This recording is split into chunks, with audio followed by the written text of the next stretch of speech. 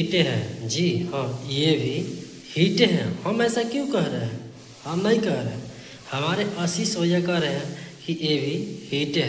कैसे कि बहुत ही बड़ा यानी बहुत ही कुछ अलग गाना आ रहा बा, ये भी हिट है यानी कि बहुत जल्द। अब चौंके वाला बात नहीं है, बहुत जल्द ये गाना आ रहा बा यानी कि पटना राजधानी।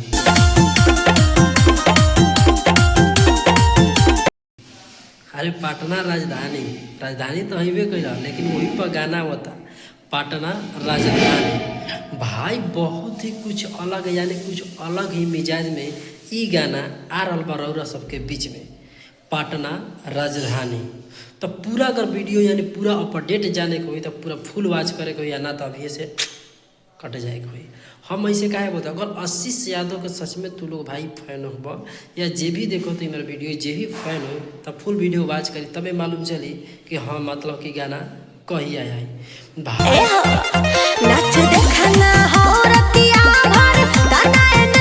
ई जौन गाना बा पटना राजधानी, पटना राजधानी जौन बा, ये गाना के अगर बात करें तो सबसे पहले गाना के लिख रहे बा, ई गाना लिख रहे बड़न चिंटू राजा। हाँ, ये गाना चिंटू राजा लिख रहे बड़न।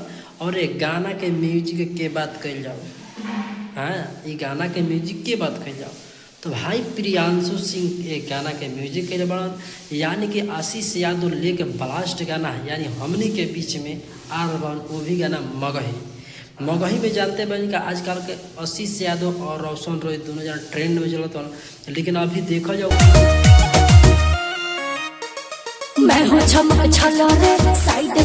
बैक टू बैक जो गाना देता, गाना का टाइटल देता ना आशीष यादव, तो कुछ अलग देता, मतलब कि एकदम प्रण ठान ले बा कि अब की लगन में कोई ना बाजी।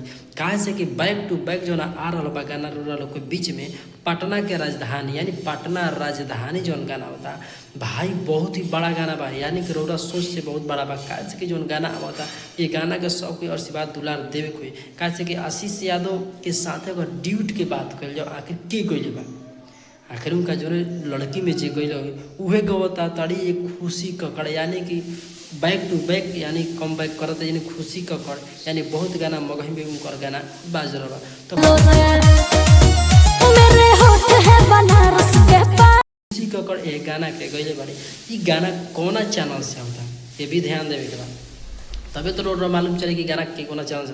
ये गाना भैया आ रहा बा मतलब कि मीरा मगही, मीरा मगही यानी मीरा म्यूजिक जानते बानी कि प्रियांशु सिंह के हर चैनल, मीरा मगही भी उनके चैनल हो। तो भाई वही चैनल से गाना आ रहा बा मीरा मगही, यानी कि बहुत जल्द ये गाना रौरा लोग के बीच में टेलर एक मतलब कि कब भेजल जाए। जैसे ही टेलर आई रोड को अपडेट के माध्यम से बताई, लेकिन ये गाना का पोस्टर आशीष भैया यानी प्रियांशु सिंह यानी मीरा मगही से भी खुद अपडेट कर दिया कुल बाकी ये गाना रोरा लोग के बीच में आ रहा बा।